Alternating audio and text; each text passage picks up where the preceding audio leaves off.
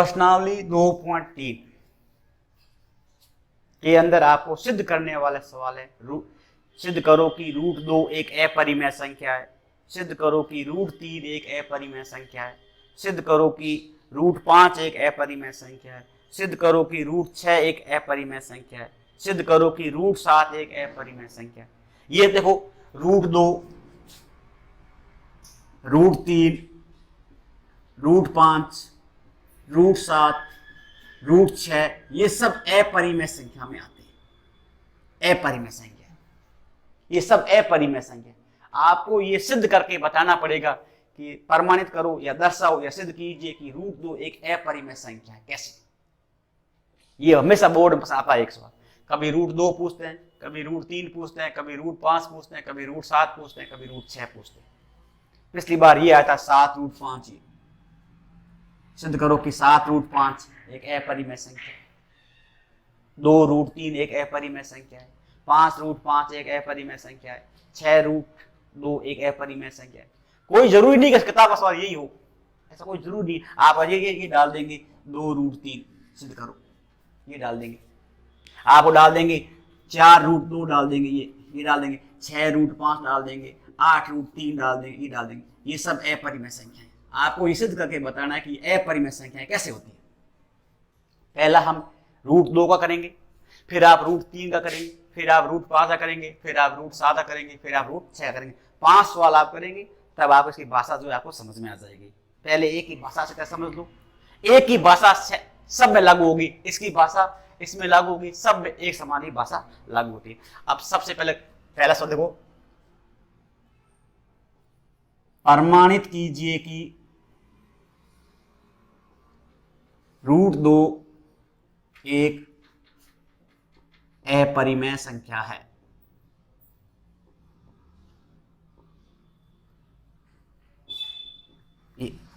प्रमाणित कीजिए कि रूट 2 एक अपरिमेय संख्या है, या दर्शाइए कि रूट 3 एक अपरिमेय संख्या है, दर्शाइए कि रूट 5 एक अपरिमेय संख्या है। रूट 2 का, रूट 3 का, रूट 5 का किताब में दिए हुए हैं, तीनों ही दे रखे उदाहरण के अंदर। रूट 2 का भी दिया हुआ है, रूट 3 का भी दिया हुआ है, रूट 5 का भी दिया हुआ है, रूट 7 का, रूट 6 का, रूट 8 का, रूट 10 कोई भी आ सकता है। ये कोई जरूरी है रूट 2 का नहीं, रूट 8 भी आ सकते हैं, रूट 7 भी आ सकता है, रूट 6 भी आ सकता है। रूट बताओ 4 क्यों नहीं आएगा? क्योंकि ये 4 रूट 4 अपरिमेय संख्या नहीं है, ये पूर्ण परिमेय संख्या है। क्योंकि रूट 4 का मान कितना होता है? 2 होता है। रूट 9 का मान कितना होता है? 3 होता है। रूट 16 का मान कितना होता है? 4 होता है। रूट 1 का मान कितना होता है? 1 होता है। इसलिए ये अपरिमेय संख्या नहीं है, वो परिमेय संख्या में आती है। इसलिए रूट 4 का, रूट 9 का, रूट 16 का, रूट 25 का इसका मान नहीं आता है। अब रूट 10 आ सकता है। प्रमाणित करो कि रूट 10 एक अपरिमेय संख्या है, रूट 6 एक अपरिमेय संख्या है, रूट 7 एक अपरिमेय संख्या है, रूट 5 एक अपरिमेय संख्या है। ये ऐसे आ सकता है। तो प्रमाणित करो या सिद्ध करो या दर्शाइए, एक ही बात है। प्रमाणित कीजिए, सिद्ध कीजिए, दर्शाइए, हल कीजिए, एक ही बात होता है, ठीक है ना। तो रूट 2 एक अपरिमेय संख्या है। अपन जानते हैं रूट 2 एक अपरिमेय संख्या कैसे है, ये हम सिद्ध करना है। अब आप यहाँ देखो, माना कि विपरीत मान यानी उल्टा मान, माना कि विपरीत मान रूट 2 एक परिमेय संख्या है। ये ऊपर लाइन लिख लो सबसे पहले, माना कि विपरीत मान रूट 2 एक परिमेय संख्या है। हमने क्या माना है? परिमेय माना है। ऊपर तो क्या है? अपरिमेय। हमने उल्टा मान लिखा है, हमने माना कि विपरीत मान उल्टा मान रूट 2 एक परिमेय संख्या है। हम परिमेय से कैसे हल करेंगे इसको, ठीक है ना। परिमेय संख्या है। हम दो ऐसी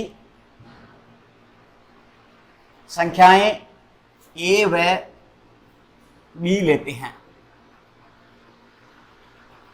हम दो ऐसी संख्याएं ए और बी लेते हैं।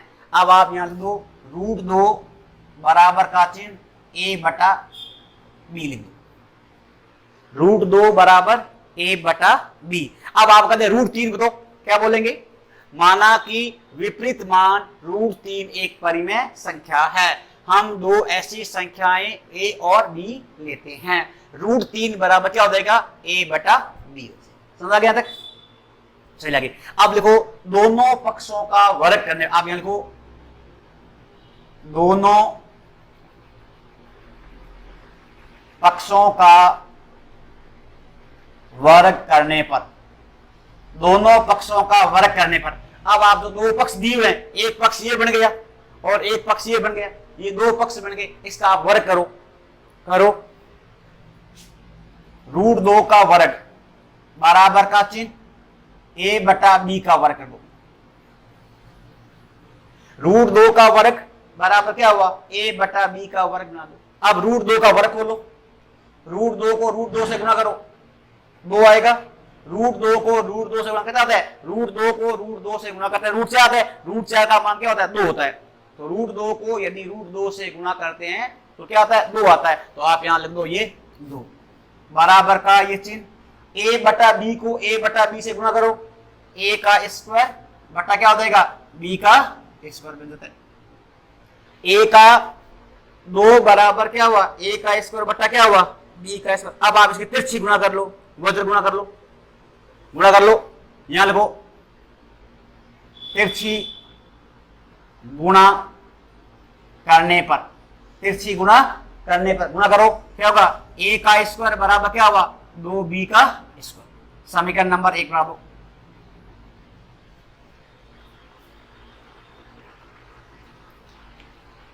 a का स्क्वायर बराबर क्या हुआ, 2b का। अब देखो यहां पर स्क्वायर से स्क्वायर है, कट जाएगा, तो यहां लिख दो a बराबर 2b को विभाजित करता है, विभाजित है करता है। a जो है क्या, ये 2b को क्या करता है, ये विभाजित करता है। लिख दो। वहां पे देखो, माना कि विपरीत मान √2 एक परिमेय संख्या है। हम दो ऐसी संख्याएं a और b लेते हैं। √2 बराबर a बटा b, √2 बराबर a बटा b। दोनों पक्षों का वर्ग करने पर √2 का स्क्वायर बराबर a बटा b का स्क्वायर कर दो। अब इसका वर्ग खोलो, a का √2 ने √2 गुणा करो, 2 बराबर a स्क्वायर बटा क्या हुआ, b स्क्वायर बन गया। तिरछी गुणा करो, अब इसको तिरछी गुणा करो, कितना हुआ, a का स्क्वायर बराबर कितना हुआ, 2b का स्क्वायर बन गया। अब ये देखो यहां भी स्क्वायर है और यहां भी क्या है, स्क्वायर है। इसको क्या हुआ, कर देगा, क्या बचेगा, a बराबर 2b या 2b बराबर 1 को विभाजित करता है। अब देखो यहां देखो, माना कि पुनः c एक पूर्णांक संख्या है, पूर्णांक है संख्या है। माना कि पुनः c एक है पूर्णांक संख्या है, माना कि पुनः c एक है पूर्णांक संख्या है। तो आप यहां देखो a बराबर 2c, a बराबर 2c, ऊपर यहां 2 चल रहा है ना, तो a बराबर 2c लिख दो। यदि 3 है तो a बराबर 3c लिख दो, यदि 5 है तो a बराबर 5c लिख दो, यदि 6 है तो a बराबर 6c लिख दो। माना कि पुनः c एक पूर्णांक संख्या है, a बराबर क्या हुआ, 2c लिख दो। वर्ग करने पर वापस वही बोले हो, वर्ग करने पर वर्ग करो, a का स्क्वायर बराबर कितना हुआ, 2c का स्क्वायर। वर्ग खोलो, कितना हुआ, a का स्क्वायर बराबर कितना हुआ, 4c का स्क्वायर। समीकरण नंबर 2 बना दीजिए, ये समीकरण नंबर 2 बना दो। समीकरण 1 और समीकरण 2 तुलना करो। यहां लिखो समीकरण 1 और समीकरण 2 से, समीकरण 1 व समीकरण 2 से, समीकरण 1 और समीकरण 2। अब देखो समीकरण नंबर 1 ये रही है या नहीं, और समीकरण नंबर 2 ये रही।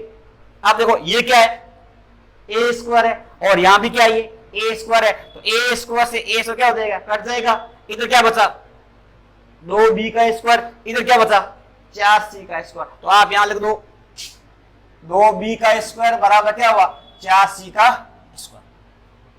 बताओ ये कैसे कटा, a स्क्वायर और क्यों कटा, क्योंकि इसको आप इधर लाएंगे तो किसका बन जाएगा, ये माइनस बन जाएगा, प्लस माइनस क्या हो जाएगा, कट जाएगा। समान अंक होते हैं वो आपस में बराबर में कट जाते हैं। तो ये a स्क्वायर और क्या हुआ, कट गया। इधर क्या बचा, 2b का स्क्वायर और इधर क्या बचा, 4c का स्क्वायर। तो आप यहां लिख दो 2b का स्क्वायर बराबर क्या हुआ, 4c का स्क्वायर। अब 2 में इसका भाग लगा दो, तो यहां क्या रहेगा, तो यहां क्या रहेगा, b का स्क्वायर बराबर कितना होगा, 2c का स्क्वायर, 2 क्या रहा, c का स्क्वायर।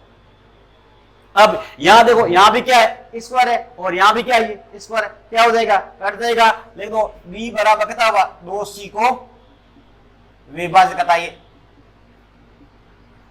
विभाजित करता है। b बराबर क्या, ये 2c को क्या करता है, ये विभाजित भी करता है। अब देखो इसमें भी कितना आया, a बराबर कितना आया, 2b आया, इसमें भी क्या आया, b बराबर कितना आया, 2c। केवल इसमें 2 ही गुणनखंड आ रहा है और कोई नहीं गुणनखंड आ रहा है, तो ये केवल इसमें 2 ही गुणनखंड आ रहा है। अब आप देखो यहां लिखो a व b पूर्णांक संख्या, पूर्णांक संख्या तथा √2 एक परिमेय संख्या है, परिमेय संख्या है। इस कथन से विरोध प्रकट होता है कि √2 एक अपरिमेय संख्या है, अपरिमेय संख्या है। अतः हमारी कल्पना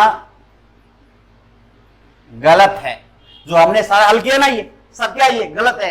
अतः √2 एक अपरिमेय संख्या है, अतः हमारी कल्पना गलत है। अतः √2 एक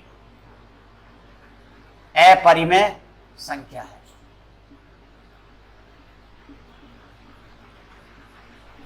ये इस प्रकार सवाल हल होंगे। वापस देखो, माना कि विपरीत मान √2 एक परिमेय संख्या है। हम दो ऐसी संख्याएं a और b लेते हैं। √2 बराबर a बटा b, दोनों पक्षों का वर्ग करने पर √2 का स्क्वायर बराबर a बटा b का वर्ग कर दो। अब वर्ग खोलो, 2 बराबर a स्क्वायर बटा क्या हुआ, b स्क्वायर, तिरछी गुणा करो, a का स्क्वायर बराबर क्या हुआ, 2b का स्क्वायर, समीकरण नंबर 1 बना दो। अब ये स्क्वायर से स्क्वायर काट दो, a बराबर 2b को क्या कहता है, ये विभाजित करता है। यानी a जो है 2b को भी विभाजित कर रहा है, यानी भाग उसमें जाता है। अब माना कि पुनः c एक पूर्णांक संख्या है। आप देखो, माना कि पुनः एक c पूर्णांक संख्या है। a बराबर क्या हुआ, 2c, a बराबर क्या हुआ, 2c। अब इसका वर्ग करो, वापस जैसे ऊपर क्या करो, वर्ग करने पर a का स्क्वायर बराबर क्या हुआ, 2c का स्क्वायर, a का स्क्वायर बराबर कितना हुआ, 4c का स्क्वायर। समीकरण क्या बन गई, ये 2 बना। आप समीकरण नंबर 2 बना दो। अब समीकरण नंबर 1 और समीकरण नंबर 2 की तुलना करो आप, समीकरण 1 और समीकरण 2 से। अब देखो, ये पक्ष और ये पक्ष बराबर है, तो ये क्या हो जाएगा, कट जाएगा, क्या बचेगा, 2b का स्क्वायर बराबर क्या हुआ, 4c का स्क्वायर। तो 2b का स्क्वायर बराबर क्या हुआ, 4c का स्क्वायर। अब इस 2 का क्या करेंगे, इस 2 का क्या करेंगे, 4 में भाग लगा देंगे, तो क्या होगा, b का स्क्वायर बराबर क्या हुआ, 2c का स्क्वायर। अब देखो, ये स्क्वायर है और ये भी क्या है, ये स्क्वायर है, काट दो, क्या हो जाएगा, b बराबर क्या हुआ, 2c को विभाजित करता है। इसमें भी दो गुण डाल है।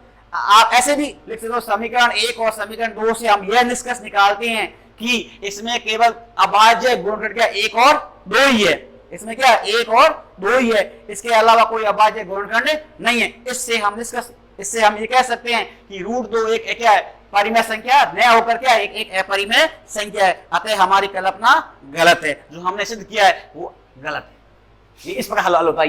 लिख दो, a और b पूर्णांक संख्या तथा √2 एक परिमेय संख्या है। इस कथन से विरोध प्रकट होता है कि √2 एक अपरिमेय संख्या है, अतः हमारी कल्पना गलत है। या विरोधाभास प्रकट होता है कि √2 एक अपरिमेय संख्या है, अतः हमारी कल्पना गलत है। अतः √2 एक अपरिमेय संख्या है। अब आप यदि इसका √3 का करना चाहते हो तो देखो साल कैसे करोगे। माना कि विपरीत मान √3 एक परिमेय संख्या है। हम दो ऐसी संख्याएं a और b लेते हैं। √3 बराबर क्या हुआ, a बटा 2, दोनों पक्षों का वर्ग करने पर क्या हुआ, √3 का स्क्वायर बराबर a बटा b का स्क्वायर। कितना आएगा, 3 बराबर a स्क्वायर बटा क्या हुआ, b स्क्वायर। तिरछी गुणा करने पर a स्क्वायर बराबर क्या हुआ, 3b का स्क्वायर। काट दो, a बराबर क्या हुआ, 3b। समीकरण नंबर 1 बना दीजिए। अब a बराबर क्या, 3b को क्या करता है, ये विभाजित करता है। माना कि पुनः c एक पूर्णांक संख्या है। a बराबर क्या हुआ, 3c, a बराबर 3c, वर्ग करने पर a का स्क्वायर बराबर क्या हुआ 3c का स्क्वायर, a का स्क्वायर बराबर कितना हुआ 9c का स्क्वायर बना दो। a बराबर क्या हो जाएगा 9c का स्क्वायर, समीकरण नंबर 1 और समीकरण नंबर 2 से। देखो समीकरण नंबर 1 व समीकरण नंबर 2 से हल कर दो। अब देखो यहाँ पर क्या था a का स्क्वायर और यहाँ भी क्या है a का स्क्वायर, क्या हुआ कट जाएगा, इधर क्या बचेगा 3b का स्क्वायर, क्या बचेगा यहाँ पर 3b का स्क्वायर बराबर, और यहाँ क्या होगा 9c का स्क्वायर, क्या होगा 9, यहाँ तो 9c का स्क्वायर। अब 3 में इसका भाग लगा दो, क्या हुआ b का स्क्वायर बराबर कितना हुआ 3c का स्क्वायर। अब इस स्क्वायर से इसको क्या हुआ कट जाएगा, तो b बराबर क्या हुआ 3c आएगा। इसमें केवल 1 और 3 ही गुणनखंड है, 3 में क्या हमारे क्या होता है 1 और 3 होता है, इसमें भी केवल 1 और 3 ही गुणनखंड है। तो a और b पूर्णांक संख्या, √3 एक परिमेय संख्या। इस कथन से विरोध प्रकट होता है कि √3 एक अपरिमेय संख्या है, अतः हमारी कल्पना गलत है, अतः √3 एक अपरिमेय संख्या है। इसी प्रकार √5 चलेगा। देखो वापस, माना कि विपरीत मान √5 एक परिमेय संख्या है। हम दो ऐसी संख्याएं a और b लेते हैं, √5 बराबर a बटा b हो जाएगा। दोनों पक्षों का वर्ग करने पर √5 का वर्ग बराबर क्या हुआ a बटा b का वर्ग करो, 5 बराबर a स्क्वायर बटा क्या हुआ b स्क्वायर, तिरछी गुणा करो, a का स्क्वायर बराबर क्या हुआ 5b का स्क्वायर, समीकरण नंबर 1 बना दो। क्या बन जाएगी समीकरण नंबर 1, स्क्वायर से काट दो, a बराबर क्या हुआ 5b को विभाजित करता है।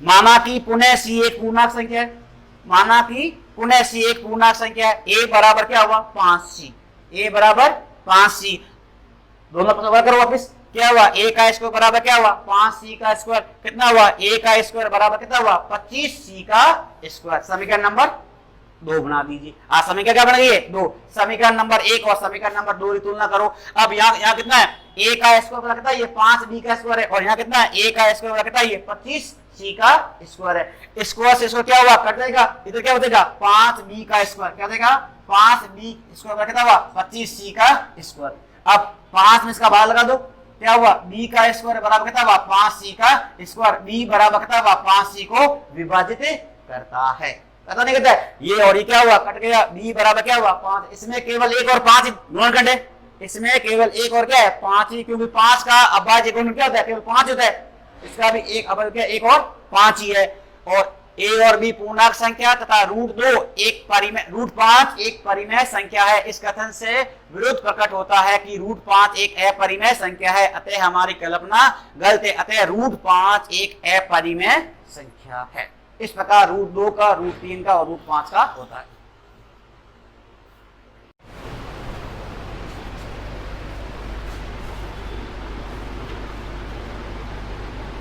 प्रश्नावली 2.3,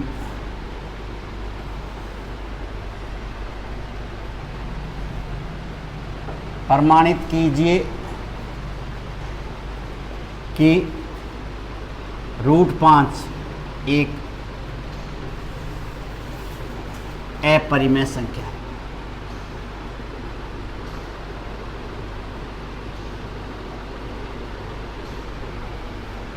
यह सिद्ध करो कि √2 एक अपरिमेय संख्या। कल आपको √2 का बताया था, आज देखिए यहाँ लिखो, माना कि विपरीत मान √5 एक परिमेय संख्या है। माना कि विपरीत मान √5 एक परिमेय संख्या है। हम दो ऐसी संख्याएं a व b लेते हैं।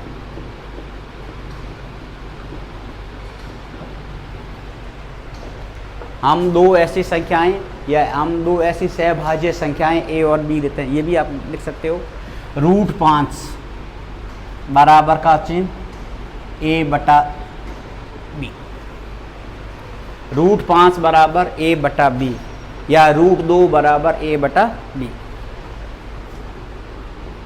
दोनों पक्षों का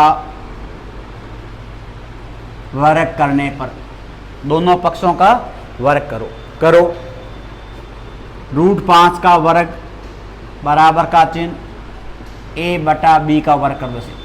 रूट 5 का वर्ग बराबर a बटा b का वर्ग। अब उसका वर्ग खोलो, कितना आएगा 5 बराबर का चिन्ह a का स्क्वायर बटा क्या हो जाएगा b का स्क्वायर।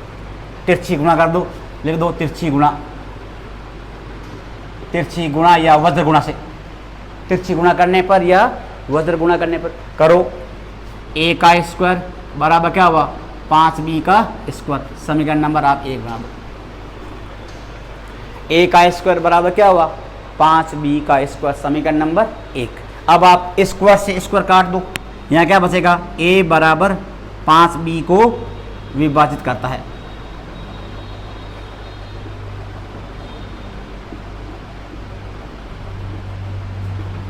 a बराबर 5b को क्या करता है ये विभाजित करता है। फिर लिखो माना कि पुनः c एक पूर्णांक संख्या है। माना कि पुनः c एक पूर्णांक संख्या है तो a बराबर 5c, a बराबर 5c कर दो। a बराबर 5c, वापिस वही बात है, दोनों पक्षों का वर्ग करो। दोनों पक्षों का वर्ग करने पर दोनों पक्षों का वर्ग करो, कितना हुआ a का स्क्वायर बराबर कितना हुआ 5c का स्क्वायर। a का स्क्वायर बराबर 5 वर्ग खोलो, a का स्क्वायर बराबर कितना हुआ 25c का स्क्वायर। समीकरण नंबर 2 बना दो। a का स्क्वायर बराबर कितना हुआ 25c का स्क्वायर बना दीजिए वापस। अब समीकरण 1 और समीकरण 2 से, समीकरण 1 व समीकरण 2 से, अब आप समीकरण 1 और समीकरण 2 से हल कर दो। अब समीकरण 1 ये रहा और समीकरण नंबर 2 ये रहा। यहाँ पर ये a स्क्वायर है, यहाँ पर ये a स्क्वायर है, ये और ये क्या हो जाएगा कट जाएगा। इधर क्या बचेगा 5b का स्क्वायर, इधर क्या बचेगा 25c का स्क्वायर। तो आप यहाँ लिख दो 5b का स्क्वायर बराबर कितना हुआ 25c का स्क्वायर। 5b का स्क्वायर बराबर क्या हुआ 25c का स्क्वायर बन गया। अब इस 5 का आप इसमें भाग लगा दो, इस 5 का इसमें भाग लगा दो तो यहाँ क्या हो जाएगा b का स्क्वायर बराबर कितना हुआ 5c का स्क्वायर। अब ये स्क्वायर से स्क्वायर क्या हुआ कट गया, b बराबर क्या हुआ 5c को विभाजित करता है, विभाजित करता है इसमें। अब देख लो इसके अंदर भी 5b आया है, इसमें भी अंक कितना आया 5 आया है और इसमें भी क्या आया केवल अंक 5 भी आया है। तो दोनों समीकरण 1 और समीकरण 2 से हम ये निष्कर्ष निकालते हैं कि दोनों के अंदर अभाज्य गुणनखंड क्या है दोनों का एक ही है। 5 और 1 गुणनखंड है, क्योंकि 5 का गुणनखंड क्या होता है 5 और 1 ही होता है, दोनों पक्ष एक ही है। 5 ही अभाज्य गुणनखंड है। इससे यह सिद्ध होता है कि √5 एक परिमेय संख्या न होकर क्या होगी ये अपरिमेय संख्या होगी। यहाँ या आप ये बस लिख दो a व b पूर्णांक संख्या तथा √5 एक परिमेय संख्या है। √5 एक है परिमेय संख्या है। इस कथन से विरोध प्रकट होता है कि √5 एक अपरिमेय संख्या है, अतः हमारी कल्पना गलत है। जो हमने हल किया ना वो सारा क्या है गलत है। अतः √5 एक अपरिमेय संख्या है, अपरिमेय संख्या है। इस प्रकार हल होता है। अब इसमें आप कह देंगे √3 को हल करो, प्रमाणित करो या दर्शाइए कि √3 एक अपरिमेय संख्या है। वापिस देखो माना कि विपरीत मान √3 एक परिमेय संख्या है। हम दो ऐसी संख्याएं a व b लेते हैं। √3 बराबर a बटा b, दोनों पक्षों का वर्ग करो। √3 का स्क्वायर बराबर a बटा b का वर्ग कर दो। √3 का वर्ग क्या होता है? 3 आएगा। 3 बराबर a स्क्वायर बटा क्या हुआ? b square. अब आप इसकी वज्र गुणा करो, क्या हुआ? a का स्क्वायर बराबर कितना हुआ? 3b का स्क्वायर। समीकरण नंबर 1 बना दो। और माना कि पुनः c एक पूर्णांक संख्या है, माना कि पुनः c एक पूर्णांक संख्या है। a बराबर कितना हुआ? 3c, a बराबर 3c, दोनों पक्षों का वर्ग करो। a का स्क्वायर बराबर कितना हुआ? 3c का स्क्वायर। तो a का स्क्वायर बराबर कितना हो जाएगा? 9c का स्क्वायर। इसमें देखो, इसमें क्या हो जाएगा? a का स्क्वायर, इसमें क्या होगा? a का स्क्वायर बराबर कितना हुआ? 3b का, ये बनेगा। आज समीकरण नंबर 1 बनेगी। और इधर क्या बनेगा? क्या बनेगा? a का स्क्वायर बराबर क्या हुआ? 9c का स्क्वायर। समीकरण क्या बनेगी? ये 2 बन जाती है। a का स्क्वायर कितना हुआ? 9c का स्क्वायर। समीकरण नंबर 1 और समीकरण नंबर 2 से। अब समीकरण नंबर 1 और समीकरण नंबर 2 देखो, अब यहाँ क्या है? a का स्क्वायर है और यहाँ भी क्या है? ये a का, ये और ये क्या हो जाएगा? कट जाएगा। क्या बचेगा? 3b का। आप यहाँ लिख दो 3b का स्क्वायर बराबर कितना हुआ? 9c का स्क्वायर, 9c का स्क्वायर। अब क्या होगा? तो इसमें इसका पता लगा दो। b का स्क्वायर बराबर कितना हुआ? 3c का स्क्वायर। b बराबर क्या हुआ? 3c को ये विभाजित करता है। तो a और b पूर्णांक संख्या तथा √3 एक परिमेय संख्या है। इस कथन से विरोध प्रकट होता है कि √3 एक अपरिमेय संख्या है, अतः हमारी कल्पना गलत है। अतः √3 एक अपरिमेय संख्या है।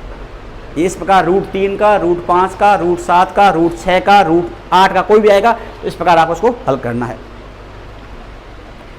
प्रमाणित करो कि 7√5 एक अपरिमेय संख्या है। ये पिछली बार आया था, 3 अंक का सवाल आया था। ये प्रमाणित कीजिए कि 7√5 एक अपरिमेय संख्या। देखो और देखो, 2√3 अपरिमेय संख्या है, 5√5 एक अपरिमेय संख्या है, 2√3 एक अपरिमेय संख्या है, 7√5 एक संख्या है, 4√3 ये, 5√2 है, ये 6√3 है। ये संख्या कोई भी ऐसा आ सकता सवाल यहाँ पर, ये ऐसा कोई भी आ सकता है। सिद्ध करो कि 2√3 एक अपरिमेय संख्या है। सिद्ध करो कि 5√5 एक अपरिमेय संख्या है। सिद्ध करो कि 7√3 एक अपरिमेय संख्या है, 4√3 है, 5√2 है, 6√3। कोई संख्या आ सकती है, अंक कोई भी आ सकते हैं। अब देखो, प्रमाणित कीजिए कि 7√5 एक अपरिमेय संख्या है, ये बताना बोल। अब चाहे सवाल ये डालो, चाहे इनसे कोई भी सवाल डाल दो। आपको ये डाल दिया 3√3, ये डाल दिया। सिद्ध करो कि 3√3 एक अपरिमेय संख्या है, या सिद्ध करो कि 5√2 एक अपरिमेय संख्या है, ये डाल दिया गुणा में ये। अब वही बात है, देखो लिखो, माना कि विपरीत मान कितना? 7√5 एक परिमेय संख्या है, ये परिमेय संख्या है। ये माना कि विपरीत मान 7√5 एक परिमेय संख्या है। हम दो ऐसी संख्याएं a व b लेते हैं, a व b लेते हैं। हम दो ऐसी संख्याएं a और b लेते हैं। अब आप यहाँ लिखो, क्या लेंगे? 7√5 बराबर का चिन्ह a बटा b। क्या लिखेंगे? 7√5 बराबर a बटा b। अब रूट के पास जो संख्या होती है वो भाग में चली जाएगी। रूट के पास जो संख्या है वो कहां से जाएगी? भाग में। लिख दो कितना लेंगे बोलो? √5 बराबर का चिन्ह क्या लेंगे? a बटा क्या हो जाएगा? 7b।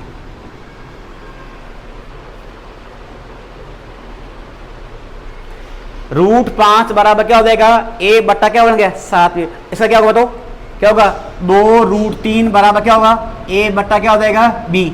इस 2 को भाग में ले आओ, क्या होगा? √3 बराबर क्या हुआ? a बटा क्या बन जाएगा?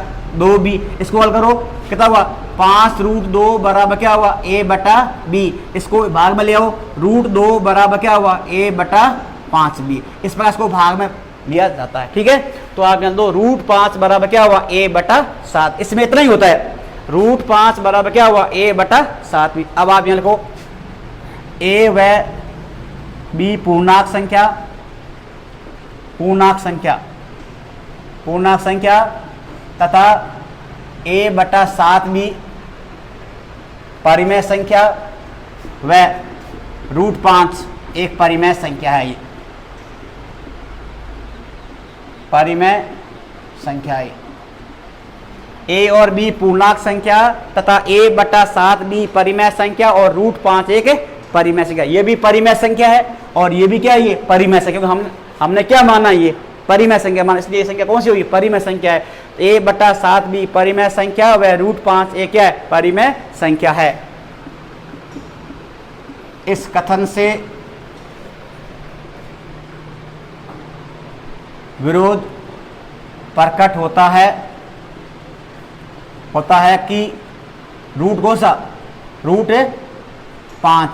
√5 एक है अपरिमेय संख्या है। √5 एक है अपरिमेय संख्या है। अतः हमारी कल्पना गलत है।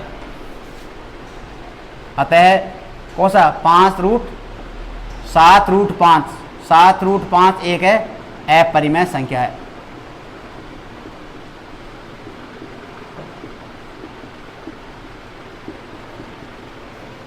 ये सब माना कि विपरीत मान 7√5 एक परिमेय संख्या है।